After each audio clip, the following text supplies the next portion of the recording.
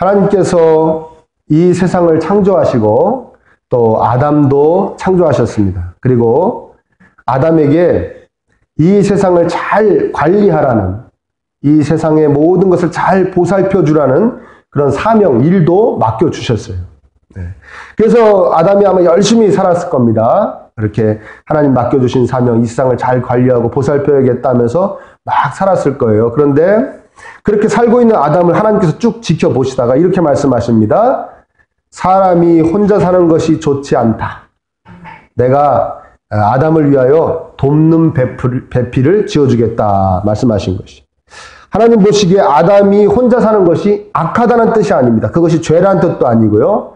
함께 짝을 이루어서 한 몸이 되어 사는 것이 더 이상적이겠다라고 말씀하신 것이죠. 사도 바울은 고린도전서에서 보면은 독신에 대해서 긍정적으로 말하기도 합니다. 그러니까 하나님의 특별한 섭리 가운데 혼자 사는 사람도 분명히 존재합니다. 예, 그러니까 우리 청년들 너무 이렇게 안달복달하지 마세요. 그러니까 혼자 살 수도 있습니다. 예. 그런데 그 같이 사는 게 보다 더 좋겠다 하나님이 생각하셨어요. 그때는 그렇게 생각하셨고 또 그 어떤 그 하나님의 생각하심은 지금도 동일할 줄 믿습니다. 그러고서는 하나님께서 돕는 배필을 줘야겠다 생각하시고는 바로 하와를 만들어 주신 것이 아니라 또 아니면은 아담에게 야 아담아 너 돕는 배필 만들어 주려고 그러는데 넌 어떤 타입이 마음에 드니? 이상형이 뭐 어때? 이렇게 물어보신 것도 아니고 동물 이름을 지십니다. 동물들 이름을 지세요. 동물을 만드시고 동물 이름을 지시는데 그런데 그 동물 이름을 하나님께서 직접 지으시는 것이 아니라 아담에게 짓게 하십니다. 19절에 보니까 여호와 하나님이 흙으로 각종 들짐승과 공중의 각종 새를 지으시고 아담이 무엇이라고 부르나 보시려고 그것들을 그에게로 이끌어 가시니 아담이 각 생물을 부르는 것이 곧 이름이 되었더라. 아멘. 그러니까 지금 여러분들 주변에 있는 모든 동물들은 이름을 누가 진 거냐면 아담 할아버지가 진 거예요. 하나님이 직접 지으신 것이 아닙니다. 만들기만 하나님이 만드신 거예요. 자, 배필을 주시기 전에 배필을 주신다고 그러면 배필을 만드시지 왜 좀 안 어울리게 동물 만드시고 동물 이름을 짓게 하셨는가. 물론 만드신 분이 지으셔야 되는 그 이름을 우리 사람에게 짓게 하셨으니 영광일 줄 믿습니다. 그런데 성경의 표현을 보면요. 하나님께서 아담이 동물들의 이름을 어떻게 짓는지를 그 짓는 행위를 잘 이렇게 살피신 것 같은 그런 의미를 우리에게 주고 있습니다. 어떻게 짓나 보시려고 이끌어 가셨다 그런 표현이죠. 무슨 의미일까요? 첫째는요. 하나님께서 주신 능력을 아담이 잘 사용하고 있는가를 확인해 보고 싶으셨던 것 같아요. 즉 지각입니다. 어떤 정보를 받아들이고 관찰해서 정보를 찾아내고 그것을 분석하고 결론을 내는 어떤 그 지각, 지혜라고도 이야기할 수 있겠죠. 이름을 지으려면 정보가 있어야 될 거 아닙니까? 이 동물하고 이 동물하고 뭐가 다른지, 차이가 뭔지 이런 거 알아야 될 거 아닙니까? 안 그러면 헷갈리죠. 얘가 좀 전에 지었던 것 같아, 이름. 비슷한 게 또 왔네. 그렇죠? 하마가 오고 코뿔소가 오면 헷갈리잖아요. 둥글둥글 비슷한데 아까 지은 것 같은데 또 왔네. 하나님이 또 이름을 지라네. 이렇게 헷갈리지 있지 않습니까? 정확하게 뭐가 다른지를 그 정보를 파악해내야 되고 정보도 또 이런 겁니다. 여러분 예를 들어서 코끼리와 기린의 이름을 짓는다고 생각해 보십시오. 그러면 코끼리와 기린에 대한 정보가 뭡니까? 덩치가 크다. 몸집이 크다. 그런 정보가 있죠. 근데 이 정보는 둘을 구분하는데 중요한 정보가 아니에요. 왜? 그거로 이름을 지을 수는 없습니다. 그러면 더 중요한 정보가 뭡니까? 기린은 목이 길고 코끼리는 뭐가 길다? 코가 길다. 그 코끼리는 코끼리라고 줘야겠구나. 그러니까 몸집이 크고 이 키가 크다라는 정보는 그 두 짐승을 이름을 짓는데 별로 중요한 정보가 아니에요. 중요한 정보는 뭐라고요? 하나는 목이 길고 하나는 코가 길다라는 정보입니다. 그러니까 정보에도 더 중요한 게 있고 덜 중요한 게 있는 거예요. 아담이 그걸 잘 구분을 해내는 거예요. 아담이 내가 준 능력을 잘 사용할 수 있겠구나. 이제 더 중요한 거, 덜 중요한 거를 가릴 줄 알겠구나. 가릴 수 있구나 확인하시고 마치 하와를 주시려고 했던 것 같습니다. 그게 뭐예요, 목사님? 그게 무슨 상관이 있다는 거예요? 이거 있지 않습니까? 간단한 이런 거 있지 않습니까? 나에게는 하와가 제일 중요한 사람이구나. 아멘? 그걸 판단할 수 있어야죠. 지하다니는 짐승하고 하와는 다른 존재구나. 하와가 나한테 제일 중요한 존재야. 그 어떠한 사람들보다, 그 어떠한 존재보다 하와가, 내 돕는 배필이 나한테 제일 중요한 존재라는 것을 아담이 깨닫고 그것을 구분해낼 수 있을 때 하와를 주시고 싶었던 것 같아요. 이해되십니까? 이해되세요? 저는 여러분들이 뭔 이해한다고 생각하는지 모르겠어요. 목사님 그게 뭐예요? 그거 못 구분하는 사람이 어딨습니까? 말씀하실지 모르겠어요. 근데 이렇게 간단한 지식도 없는 사람이 의외로 많습니다. 그렇죠? 자신의 배우자가 자신에게 최고로 중요하다는 사실을 모르는 사람이 꽤 많아요. 특히 여자분들. 네? 아들이 제일 중요한 줄 알죠? 아들이 제일 중요한 줄 알고 살다가 나중에 며느리하고 아들한테 뒤통수 한 대 맞고 그때 깨달으면 때는 늦으리리. 뭐 그런 거죠. 이해되세요? 그러니까 하나님께서 아담이 이제 제일 중요하다, 덜 중요하다가 구분할 줄 아는구나 확인하시고 하와를 주고 싶으셨던 것 같아요. 두 번째는 돕는 배필을 주시기 전에 왜 동물 이름을 짓게 하셨는가? 동물 이름을 짓다 보니까요. 아담이 막 치니까 아무리 찾아봐도 이 세상에서 자기만 짝이 없는 거예요. 다 짝이 있는데, 암수가 다 있는데 자기만 짝이 없는 거예요. 그 엄연한 현실을 느끼면서 자신의 그 배필에 대한 간절함을 갖게 하셨던 것 같아요. 우리가 왜 없어야 간절함이 생기잖아요. 그렇죠? 있을 땐 잘 모르잖아요. 그래서 우리 그전에 어머님들 막 힘들고 살기 힘들고 막 남편이 속색이고 자식이 속색이고 우리 어머님들 그러잖아요. 내가 이 집안에서 없어져 봐야 정신들을 차리지. 네? 또 우리 엄마만 그랬나요? 네? 내가 이 집에서 없어져 봐야 정신들을 차린다고 말이죠. 막 그러잖아요. 어머님들 막 힘들고 그러실, 삶이 힘들고 그러실 때 막 그러지 않습니까? 이게 있다가 없어져 봐야, 없어야 간절함이 생기거든요. 그러니까 하나님께서는 많이 그렇게 하시는 것 같아요. 많은 경우에 간절함을 우리에게 뭔가 주시기 전에 그것에 대한 간절함을 먼저 주실 때가 많은 것 같아요. 마음의 소원이라고도 성경에 표현하죠. 마음의 소원을 주시고 이루어 주신다. 그래야 간절함이 있어야 주시면 감사한 줄도 알고. 아멘. 그리고 그거 귀한 줄도 압니다. 그렇죠. 네. 여러분 간절하십니까? 간절한 거 있으십니까? 주실 때가 된 거예요. 간절하지 않으십니까? 아직 주실 때가 안 된 거예요. 목사님, 간절한 지 오래됐어요. 근데 안 주세요. 간절함을 표현해야죠. 기도로 표현하시기 바랍니다. 하도 기도를 안 하니까 하나님이 별로 안 간절하구나. 그럼 간절할 때 줄게. 안 주시는 거예요. 아무튼 아담이 왜 나만 짝이 없어? 왜 나만 짝이 없을까? 할 때 자신만 짝이 없다는 그 외로움과 간절함이 뼈에 사무칠 때 그 뼈를 싹 꺼내가지고 하나님이 돕는 배필을 만들어 주십니다. 여호와 하나님이 아담을 깊게 잠들게 하시며 갈비뼈 하나를 딱 꺼내셔가지고 그 외로움과 간절함이 사무친 그 뼈를 꺼내셔가지고 그 뼈로 인해서 그 뼈로 말미암아 여자를 만드셔서 이 아담에게 딱 데리고 옵니다. 야, 아담아, 선물이다. 돕는 배필이야. 딱 데리고 오시니까 아담이 그 돕는 배필을 딱 하나님이 주신 그 돕는 배필을 딱 보자마자 하와를 보자마자 23절에 뭐라고 그러냐면 우리 한번 같이 합독해 볼까요? 23절 시작. 아담이 그의 이름의 뼈 중에 뼈요 살 중에 살이라 이것을 남자에게 성취하였으니 여자가 부르리라. 왜 나만 짝이 없습니까? 하나님. 그러고 막 그 짝에 대한 중요성과 간절함을 깨달았던 그 아담이 하와를 딱 보더니 여자를 딱 보더니 뭐라는 당신 나의 뼈 중에 뼈요 살 중에 살입니다. 이게 무슨 말입니까? 당신은 나네요. 그런 뜻이에요. 당신하고 나하고 하나입니다. 뼈하고 살은 몸을 이루는 제일 중요한 구성 요소잖아요. 그걸 표현한 겁니다. 당신 나하고 똑같네요. 당신 나군요. 나하고 한 몸이군요. 그런 뜻입니다. 이해되세요? 예. 그래서 24절에 보면 뭐라고 하냐면 남자가 여자와 합하여 뭐를 이룰지라? 한 몸을 이룰지라. 그러니까 부부는 한 몸이라는 거예요. 빠져나갔던 뼈가 다시 그냥 합쳐졌을 뿐이라는 얘기예요. 원래 둘이 아니라는 거예요. 원래 하나인데 분리되어 있다가 합쳐진다는 얘기예요. 뭐를 통해서? 혼인을 통해서. 이해되십니까? 나에게 가장 적합한 존재군요. 그래요. 우리가 장기 이식할 때 보면 그 적합한지 이렇게 부작용이 없는지 왜 이렇게 검사하지 않습니까? 대부분 어떤 존재들이 가장 적합하죠? 가족들이 적합하지 않습니까? 아, 근데 이거는 내 살이고 내 뼈인데 얼마나 적합합니까? 그래서 옆에 계신 분들이 가장 적합한 분들인 줄 깨달으시길 축원합니다.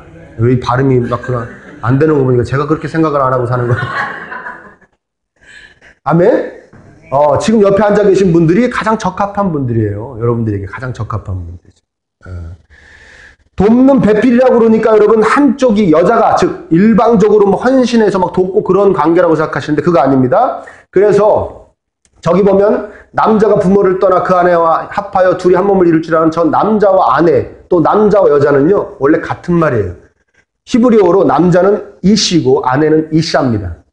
근데 하나의 똑같은 존재인데 구분만 하기 위해서 남녀를 구분만 하기 위해서 모음 하나만 살짝 틀리게 하는 거예요. 이시하고 이샤로. 이해되십니까? 이게 똑같은 존재. 그러니까 서로가 서로에게 돕는 배필이라는 거예요.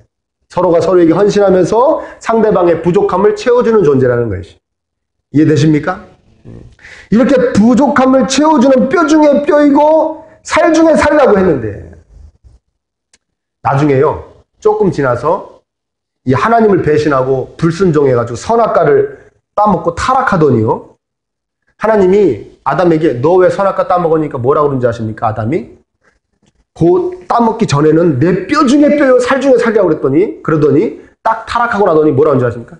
당신이 나에게 준 여자가 나를 꼬셔서 나를 이 지경을 만들었어. 누구한테요? 하나님한테. 조금 전에 뭐라고 그랬다고요? 내 뼈 중에 뼈요 살 중에 살이라고 그러더니 딱 타락하고 나더니 뭐라고 그랬다고요? 당신이 나에게 이 여자를 괜히 줘가지고 내 여자가 나를 꼬셔가지고 이렇게 나 이 지경을 만들었습니다. 아담이 겉으로 그렇게까지는 표현했지만 아담 속은 그렇게 얘기하는 거예요. 왜 나 이 여자를 나한테 줘가지고 없어도 잘 살았었는데 날 이 지경으로 만듭니까? 뭐 그런 거예요. 속은. 내 몸과 같은 존재입니다. 나에게 최고입니다 했다가 타락하니까 뭐 이런 게 다 있습니까? 하나님 이 여인이 과연 저한테 최선입니까? 할렐루야. 응? 여러분 그런 생각 해보신 적 없죠? 하나님 이 사람이 과연 최선이었습니까? 네? 그래서 예수님이 이 땅에 오신 줄 믿습니다. 예수님이 이 땅에 오셔서 원래 그 아름다운 부부의 관계를 우리에게 회복시켜 주시는 것이죠. 그래서 예수님이 이 땅에 오셔서 십자가에서 피 흘리신 그 이유 중에 하나입니다. 바른 부부 관계의 회복. 아멘. 우리의 회복입니다. 예수님 오셔서 회복시켜 주시는 것이죠. 자, 둘째는 내 뼈 중에 뼈요 살 중에 살이라는 얘기가 무슨 뜻이냐. 동물과 같이 따로 암수로 원래 창조되지 않아서 반드시 짜가고만 한 몸이 된다는 거예요. 동물들은 그게 없잖아요. 암수 따로 창조됐기 때문에 이렇게도 짝됐다 이렇게 짝됐다 될 수 있는데 사람은 한 몸이기 때문에 반드시 자기 짝이 있다는 거예요. 내 빠져나갔던 것이 다 합쳐져 내 짝이 있다는 거예요. 여러분 어떻게 아멘이십니까? 근데 타락하면서 이것도 망가졌어요. 그래서 자신의 짝이 아닌 다른 사람의 짝하고도 한 몸을 이루어 보려는 시도를 하기 시작합니다. 그리고 심지어는 자신의 짝이 절대로 될 수 없는 자기하고 똑같은 동성하고도 한 몸을 이루려는 시도를 하게 됩니다. 타락 후에 인간들에게 나타난 증상입니다. 여러분 자신의 짝이 아닌 짝하고 한 몸을 이루는 시도는 죄악인 줄 믿습니다. 그래서 10계명에 뭐라고 얘기합니까? 간음하지 말라. 간음하지 말라. 10계명 중에 하나예요. 최고 중요한 10개의 계명 중에 하나예요. 간음하지 말라. 고린도전서 6장 18절에는 제가 자막을 준비했는데 한번 읽어볼까요? 정말 중요한 말씀입니다. 고린도전서 6장 18절입니다. 시작. 음행을 피하라. 사람이 범하는 죄마다 몸 밖에 있거니와 음행하는 자는 자기 몸의 죄를 범하는 자는 대부분의 죄는 타인에게 짓는데 음행은 간음은 이 성적인 죄는 자신의 몸에다가 짓는 죄라는 거예요. 그러니까 자신의 몸의 일부분인 배우자에게 짓는 것이고 아멘? 불륜을 저진다가 음행하면 자신의 몸의 일부인 배우자에게도 죄를 짓는 것이고 자기에게도 죄를 짓는 거예요. 그래서 자신에게 마침내는 해롭게 됩니다. 해롭게 되는 것이죠. 저도 성도님들하고 많이 이렇게 상담을 해봤고 또 상담을 전문적으로 공부하는 분들에게 조언을 듣기도 했는데 이런 거예요. 우리가 예수 그리스도의 십자가의 은혜를 깨닫고 그 은혜를 붙잡아 그리스도인이 되고 나면은 어떤 현상이 벌어지느냐. 자신이 지금의 자기 짝하고 아닌 사람하고의 육체적 관계를 가졌던 것이 자기에게 엄청난 괴로움으로 다가오기 시작합니다. 이건 자연스럽게 나타나는 증상이에요. 참 신기한 거예요. 그렇게 누가 그렇게 얘기를 안 했는데도 그 율법을 가르치지 않았는데도 자연적으로 그렇게 생각이 되는 거예요. 괴로워진다는 것이죠. 그래서 자신의 지금의 짝하고 아닌 사람하고의 관계, 그것이 정신적이었던 뭐 육체적이었던 건 더더욱 말할 수 있어요. 그 관계를 생각하면 그전에는 흐뭇하기도 하고 그때가 그립기도 하고 그랬는데 예수님 믿고 나면 그 관계가 어떻게 다가온다고요? 자기에게 괴로움으로 다가와요. 짓눌리게 되고 죄책감을 느끼게 되고 마음이 괜히 막 씁쓸해지고 찝찝해지고 괴로워지는 것이죠. 왜 그렇습니까? 예수님이 이 땅에 오셔서 우리를 회복시켜 주셨기 때문입니다. 자기의 짝하고만의 관계가 행복할 수 있도록. 아멘? 자신의 짝하고만의 한 몸이 되는 것이 행복할 수 있도록 우리를 회복시켜 주셨기 때문에 그래요. 그러니까 그 은혜를 받은 사람들은 자신의 짝이 아닌 짝하고 관계를 맺은 것이 한없이 괴로움으로 다가올 수밖에 없는 거예요. 아멘? 그래서 여러분, 제가 여러분들에게 말씀을 드리는 거예요. 비교적 확실하게 자신의 짝이라고 인정할 수 있는 관계가 되기 전에, 즉 혼인하기 전에 육체적 성적인 관계는 위험한 줄 믿으시기를 축원합니다. 위험한 거예요. 여기서 또 제가 왜 비교적이란 말을 썼냐면 우리가 왜 혼인했다가도 헤어지는 경우가 꽤 있잖아요. 그렇지만 그래도 예수님 안에서 혼인한 관계는, 예수님 믿다가 서로 혼인한 관계는 혼인을 하지 않은 관계보다는 훨씬 비교할 수도 없이 자신의 한 몸임을 확신할 수 있는 관계인 줄 믿습니다. 그때 먼저 관계가 시작돼야 돼요. 육체적 관계가 그때 시작돼야 돼요. 그러니까 혼인 전에 잘못된 관계는 반드시 자신에게 아픔으로 찾아옵니다.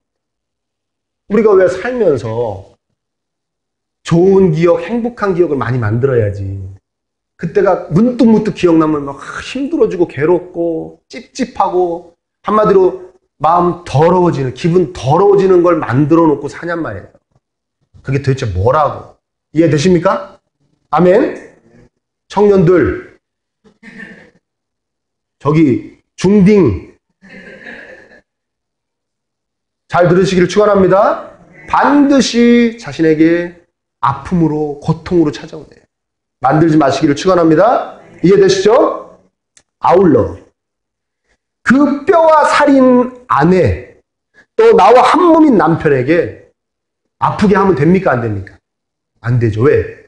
한 몸이기 때문에 내가 아내를 상처를 주고 아프게 하면 나도 반드시 아파요.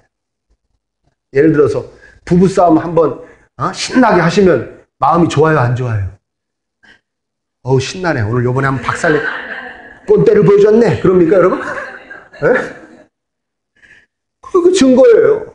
나랑 한 몸이기 때문에 저쪽을 아프게 하면 자기도 아파요. 아멘? 한 몸이기 때문에 누워서 침 뱉는다고 그러죠. 자기 살 깎아먹는 겁니다. 그러니까 내 뼈 중에 뼈요, 내 살 중에 살 잘해주시기를 축원합니다. 내 뼈고 내 살입니다. 자, 우리 24절도 한번 같이 읽어보겠습니다. 24절 시작.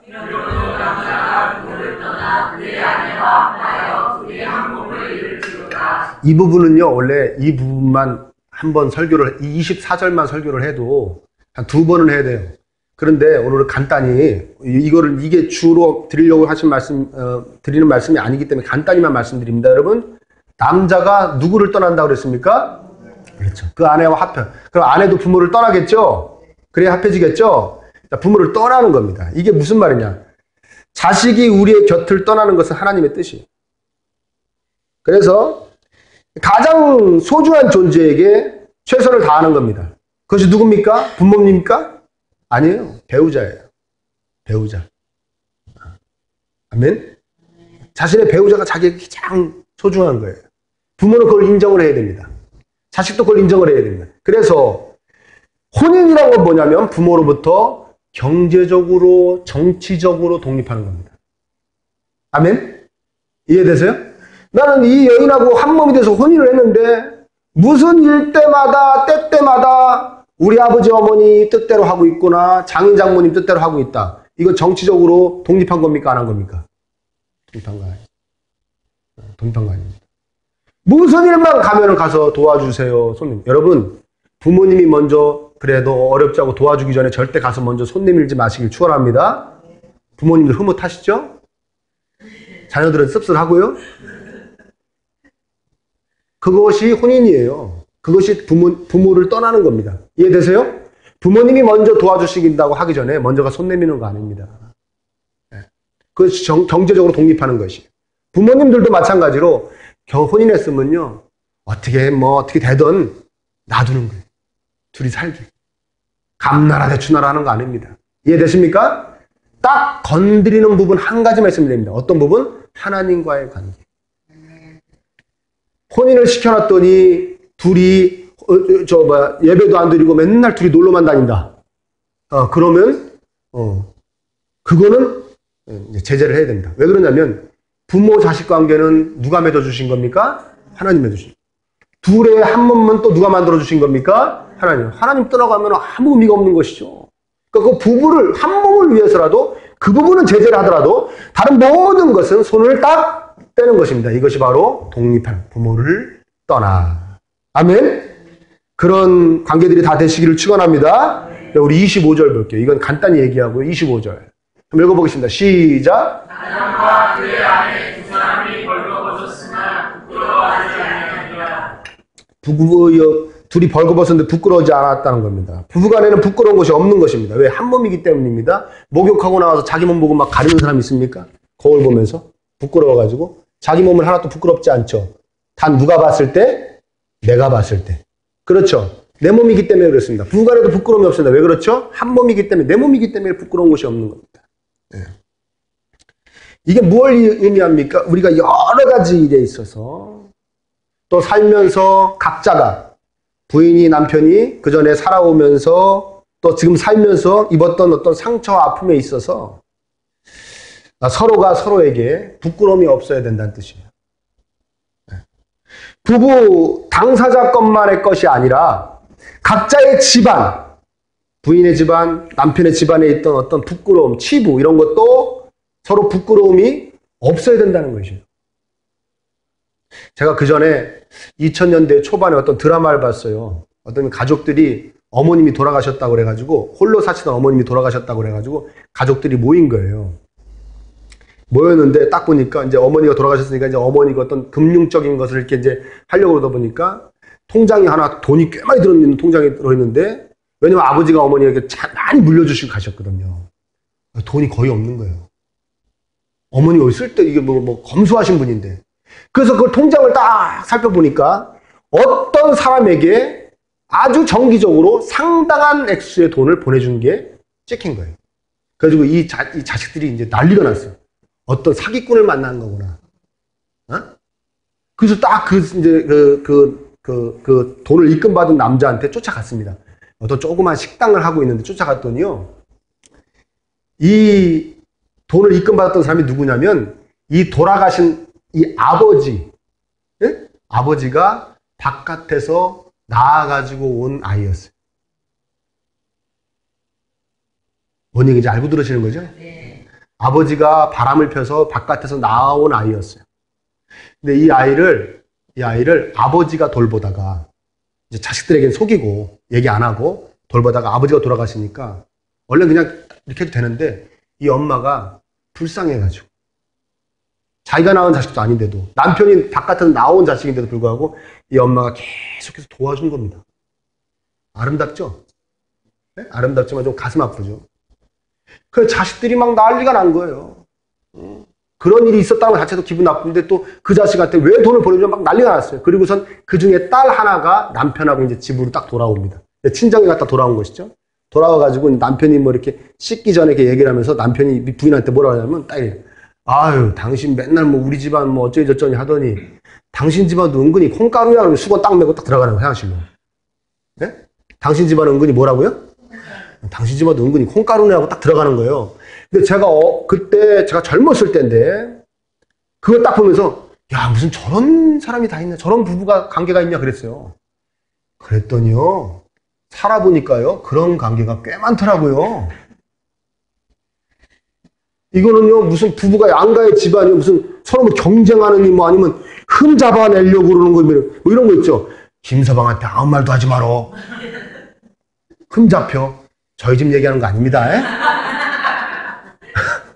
드라마에서 본 거 얘기하는 겁니다. 그런 거 있잖아요. 왜 이런 보셨죠? 야, 엄마한테 얘기하지 마라.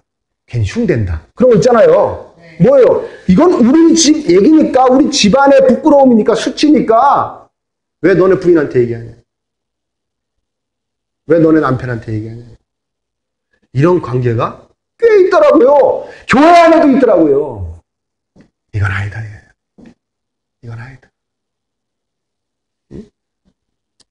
숨기는 일도, 속이는 일도 없어야 될 줄 믿습니다. 그래서 어떻게 보면 혼인은 진짜 둘이 하는 게 아니에요. 옛날 어르신들 말이 맞아요. 혼인은 양쪽 집안이 하는 거예요. 왜? 결혼하면서, 혼인하면서 우리 부인의, 우리 남편의 집안에 있는 어떤 부끄러움이나 어려움, 그로 인한 나에게 찾아오는 불이익까지 내가 다 안고 혼인을 해야 되는 것이죠. 아멘? 이해되십니까? 그러니까 서로 속이는 게 없어야 돼요. 속이는 게 없어요. 그리고 그것이 각오가 됐을 때 혼인하는 거예요. 내가 우리 사랑하는 내 짝, 남편이 됐던 부인이 됐던 내가 이 집안에 있는 부끄러움과 연약함까지는 내가 다 품겠다. 응? 그 각오가 됐을 때 혼인하는 거예요. 그래서 속이면 안 되는 것이고 부끄러우면 안 되는 것입니다. 이해되십니까? 내가 다 품을 수 있어야 됩니다. 내 아내 집안의 부끄러움, 내 아내 집안의 연약함, 내 남편의 집안의 부끄러움, 내 남편의 집안의 연약함, 내가 다 품을 수 있어야 돼요. 그때 혼인하는 겁니다. 그 정도가 아니라 혼인하고 나서 함께 치유하고 싸매주고 감싸주고 눈물 닦아주고 힘나게 해줘야 될 줄 믿습니다. 그게 뭐냐? 둘이 벌거벗었으나 부끄러워하지 아니하더랍니다. 그게 그 말씀입니다. 이와 관련된 본문이 창세기 3장에 나오는데요. 아담과 하와가 서로 벌거벗었으나 부끄러워하지 않고 하나님 앞에서도 부끄러워하지 않다가 타락하면서 선악과를 따먹고 나더니 둘이 눈이 밝아져 부끄러워서 무화과 나뭇잎을 엮어서 치마를 만들어 입었더라는 말씀이 3장에 나와요. 바로 다음 장에 나와요. 기억나시죠? 예. 그리고 하나님 오셔서 그럽니다. 너 왜 뭐하냐 했더니 부끄러워서 몸을 가렸나이다. 뭐 부끄러워 숨었나이다. 뭐 그래요. 너 부끄러움을 누가 가르쳐줬냐? 근데 원래 이게 무슨 얘기냐면 원래 부끄러운 존재예요. 우리 뭐로 만들었어요? 흙으로 만들었죠. 여기 좀 전에 오늘 본문 읽은 본문에 우리 한번 읽어볼까요? 19절 한번 볼까요? 19절 앞에만 읽어볼까요? 시작. 여호와 하나님이 뭐로요? 흙으로. 짐승도 흙으로 만들었고 우리도 흙으로 만들었어요. 차이는 뭐냐? 하나님이 당신의 것을 넣어주셨는가? 안 넣어주셨는가예요. 아멘? 하나님의 그 은혜가 하나님의 영광이 타락해서 싹 떠나가니까 그냥 짐승이에요. 그냥 짐승. 너무나 초라하고 부끄럽게 짝이 없는 그런 애들 뭐 자기가 대단한 존재인 줄 알고 막 짐승들 부리고 보살펴주고 살았던 것 자체가 부끄러운 거예요. 서로가 서로에게 그렇게 여기면 살았던 게 부끄러웠던 거예요. 하나님의 은혜가 떠나가면 하나님의 영광이 떠나가면 부끄러운 거예요. 이해되십니까? 그래서 예수님이 이 땅에 오신 줄 믿으시기를 축원합니다. 예수님이 이 땅에 오셨어요. 우리를 그 은혜를 다시 입혀주시는 거예요. 초라하지 않는 존재로 만들어주시기 위해서 그 은혜를 입혀주시는 것입니다. 어떠한 것도 묻지도 개의치도 않으시고 그저 용서하시고 품어주셨던 그 사랑으로 우리를 품어주시는 거예요. 여러분 부부간에 정말 부끄러움이 없으려면 그리고 부끄러움 없이 살 수 있었는데도 살다 보니까 부끄러움이 생겼다면 불만이 생겼다면 어려움이 생겼다면 그 은혜로 다시 한번 충만해 주시기를 축원합니다. 그 부부간의 관계에 그 은혜가 다시 들어와야 됩니다. 그래야 서로 부끄러움이 없이 살 수 있습니다. 서로의 집안이 부끄러움 없이 살 수 있습니다. 그것이 하나님이 우리에게 제시해 주신 영광스러운 길인 줄 믿으시기를 축원합니다. 뼈 중에 뼈, 살 중에 살입니다. 아멘? 옆에 한번 보세요. 오늘따라 또 남편이 안 오신 분이 계셔요. 옆에 한번 보세요. 주무시다가도 깨셔서 보세요. 한 몸인 줄 믿으시길 축원합니다. 아프게 하면 안 됩니다. 죄를 져도 안 됩니다. 아멘? 부끄러워해서도 안 됩니다. 상대방이 나에게 부끄러움을 느끼게 해도 안 됩니다. 예수님의 그 위대한 은혜로 여러분 부부 또 가정 조금만이 덮으셔서 아멘? 늘 내 한 몸이다. 내 뼈고 내 살이다. 고백할 수 있는 마음 저 깊은 곳에서부터 고백하며 살 수 있는 그런 부부로 살아가시기를 예수님의 이름으로 축원합니다.